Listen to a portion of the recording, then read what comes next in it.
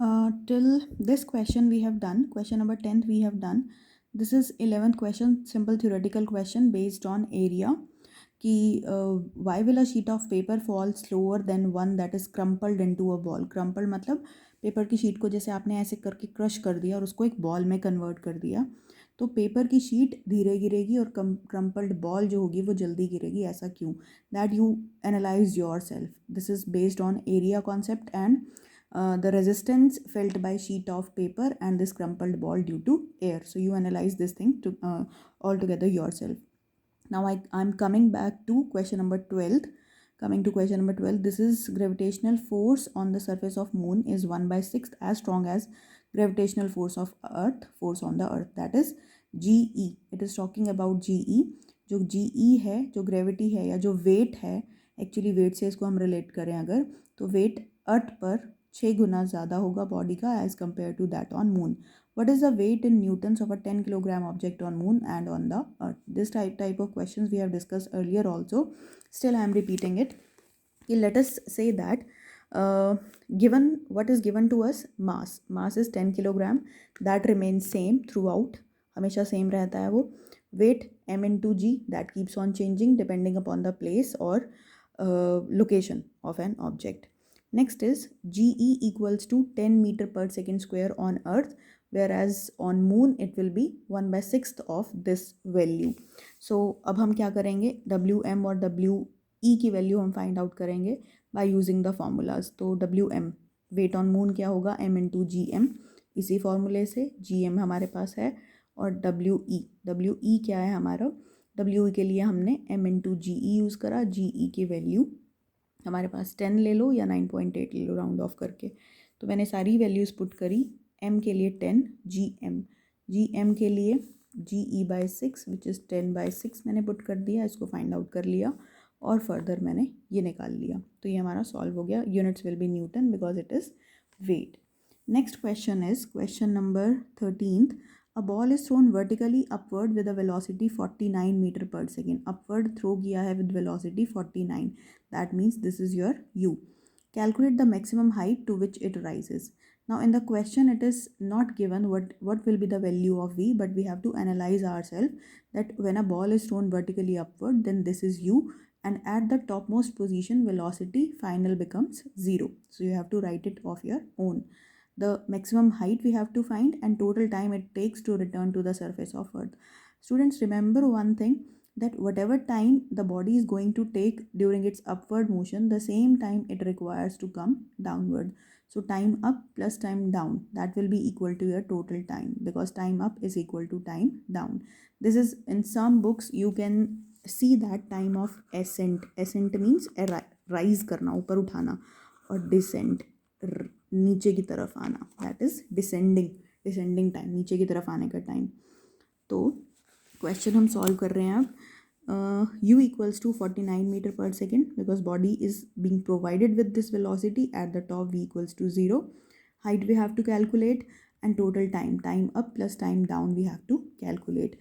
G you can take as -10 or -9.8 meter per second square. Why minus is to be written because body is thrown vertically upward, gravity के against हम काम कर रहे हैं.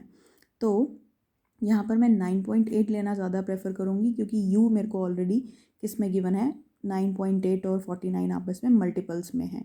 तो 10 की बजाय कैलकुलेशन इससे हमारी इजी रहेगी. तो क्या हम अब इक्वेशन में हम यहाँ पर H equal to UT half GT square use कर सकते हैं, या हमें ये यूज़ करना पड़ेगा. हमारे पास टाइम नहीं है तो हम इसको यूज़ नहीं करेंगे. हमें हाइट भी निकालनी है, हमें टाइम भी निकालना है. So this equation cannot be used. So we are going to use this equation. Moreover, V minus U equals to GT. इस इक्वेशन को भी हम यूज़ कर सकते हैं क्योंकि यहाँ से हम टाइम निकाल लेंगे पहले और उस टाइम से फिर हम आगे यूज़ करके, मतलब उस टाइम को हमें यूज़ करके टोटल टाइम निकालना है. तो ये भी हम यूज़ करेंगे equation. Let us find height first. So by putting all these values and doing all these calculations, we have got height equals to 122.5 meter. Now let us find time. Calculation I am not going into explanation part, that you can understand very well from your mathematics part. V minus U equals to GT. Now V equals to 0, U equals to 49. तो जी की value हमें 9.8 हमें given है, या नहीं भी given तो भी आपको खुद ही पुट करनी है, into time. Time comes out to be 5. This is the time you require to keep the body in upward direction, to move the body, to throw the body in upward direction. The same time it is going to take when it comes downward, so the both times will get added up. So this is our question number 13th. Now next question 14th is quite simpler one. A stone is released from the top of a tower of height 19.6 meter. Calculate its final velocity just before touching the ground.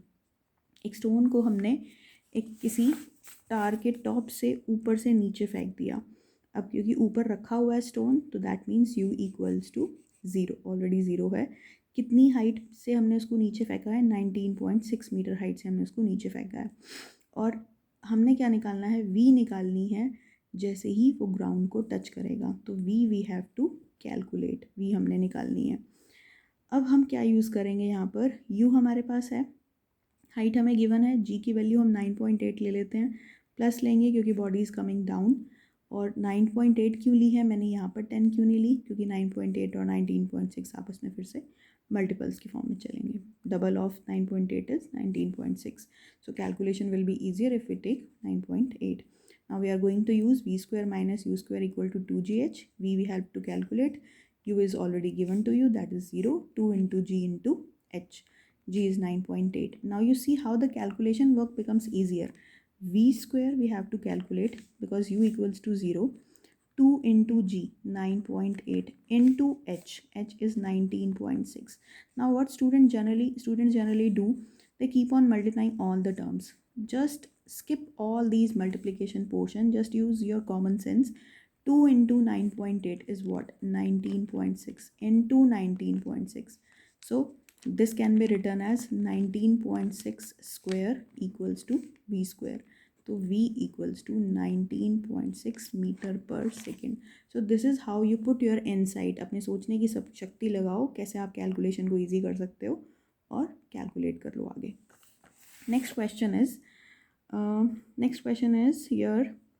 A stone is dropped. A stone is thrown vertically upward. Again ऊपर फेंकने का एक question है. ऊपर फेंक रहे हैं हम, तो इनिशियल वेलोसिटी हमें देनी पड़ेगी, दैट इज़ 40 मीटर पर second. Calculate the maximum height reached by the stone and what is the net displacement and total distance covered by the stone. नीचे से ऊपर वो कितनी maximum height पर गया, कितनी displacement और कितना distance था. Displacement will be obviously 0 क्योंकि ऊपर गया तो finally नीचे आएगा ही आएगा. जिस डायरेक्शन पे गया उसी डायरेक्शन से वापस आ गया, तो net displacement equals to 0. Maximum height निकालनी है हमें और at top most height v equals to 0. Simple relation. तो we have u with us, v with us, g है हमारे पास और हम टोटल डिस्टेंस निकाल लेंगे. Let us see this question. u given, g -10 क्योंकि body is thrown vertically upward, at top v equals to 0. Height निकालनी है हमें, डिस्प्लेसमेंट मैंने ऑलरेडी बिना सोचे समझे 0 लिख दिया. s क्या होगा? ये हाइट प्लस नीचे आई जो वो हाइट कवर करके आया, तो दोनों हाइट्स का सम. तो now put the formula v square minus u square equal to 2gh. v 0, u 40, 2 into g -10 and h is to be calculated. Minus and minus get cancelled. Height, single height, that comes out to be 80 and total height will be 80 plus 80. height ऊपर और height नीचे जो इसने travel किया, that comes out to be 160 meter. Next is question number 16. Calculate the force of gravitation between the earth and the sun. Given that the mass of earth equals to 6 into 10 raised to power 24 and sun का इतना है, average distance between them is this much. So this question goes like this. Now in this question we are going to use trick to solve powers and complex calculation. All the data is given to you. First of all, write all these data. Next is put the formula. For each and every step you will get the marks. For this portion you will get the marks. For this formula putting you have marks, and for putting all the values you will get marks. So each and every step is important.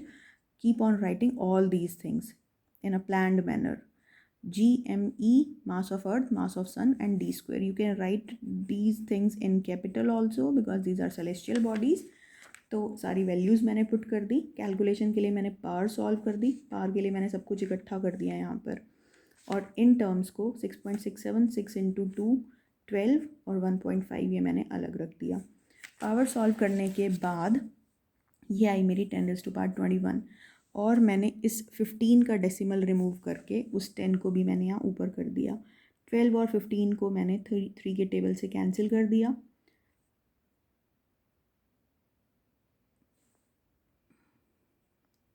Sorry, it should be here 4 and 5. If you solve this, you will get this much of your answer. Mathematics you can solve yourself, and the trick was to collect all the parts and simplify the things. Now let's come to question number 17th. A stone is allowed to fall from the top of a tower 100 meter high. At the same time another stone is projected vertically upward. मतलब एक stone को नीचे फेंका जा रहा है और उसी टाइम पर एक स्टोन को ऊपर फेंका जा रहा है from the ground with a velocity 25 meter पर सेकेंड। ऊपर से जब फेंका तो u इक्वल्स टू 0 है। यहाँ पे नीचे से ऊपर फेंका जा रहा है तो u की वैल्यू आपको गिवन होगी, दैट इज़ 25 मीटर पर सेकेंड। हमें ये बताना है कि कहाँ और कब वो दोनों स्टोन्स मिलेंगे। तो क्वेश्चन में बहुत कुछ गिवन नहीं है, हमें खुद कुछ एज्यूम करना पड़ेगा।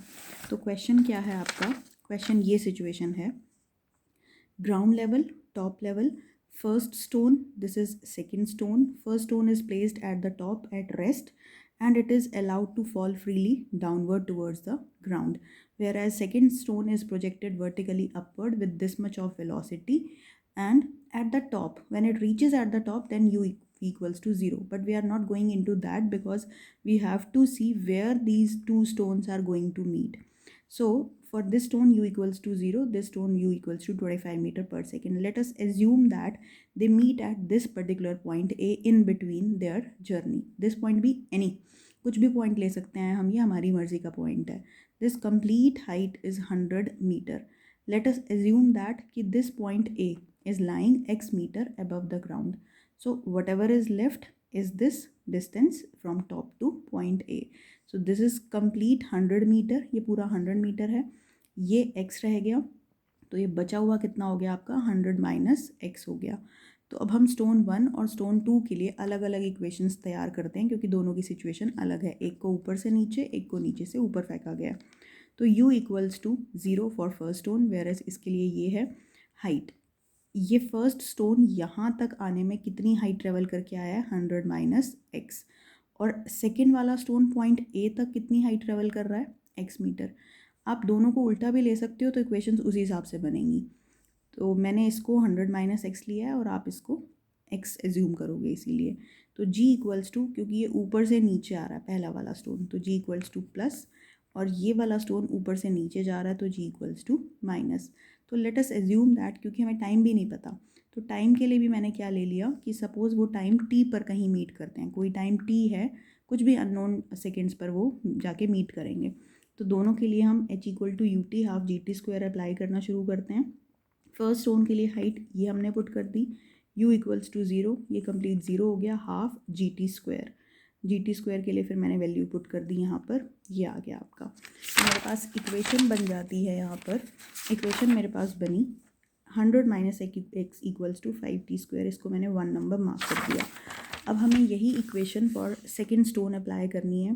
Parallelly for second stone h equals to x है मेरे पास, सेकेंड स्टोन ने इतनी हाइट ट्रेवल करी है, h equals to s, u equals to 25 into टी, टाइम t हमें नहीं पता, जो अननोन टाइम दोनों के लिए सेम, g की वैल्यू नेगेटिव हो गई तो मैंने यहाँ नेगेटिव साइन कर दिया, और ये आपका ये आ गया x equal to 25t minus 5t square, ये आ गई मेरी सेकेंड इक्वेशन। अब मैंने पिछली इक्वेशन में ये देखा था कि 100 minus x equal to 5t square आ रहा है, तो यहाँ पे दो अननोन्स हैं, उन दो अननोन्स को मैं एक अननोन की टर्म में लेकर आऊँगी।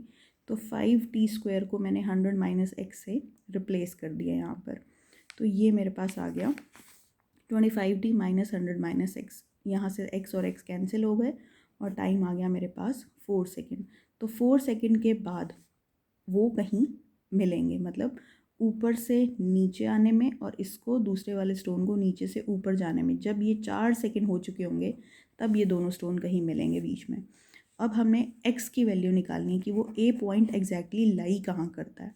तो उसके लिए मैंने इस t की वैल्यू को इस इक्वेशन में पुट करो, चाहे आप जो आपकी 100 minus x equal to 5t² थी वहाँ पे पुट करो, हमारे पास x की वैल्यू आ जाएगी। तो x equals to 20 meter, x equal to 20 meter मतलब ये जो पॉइंट A है वो ग्राउंड से 20 मीटर ऊपर लाई करता है, या ऊपर से यहाँ तक आने में जो आपका पॉइंट है वो 100 माइनस 20 मतलब 80 मीटर ऊपर से नीचे की तरफ है।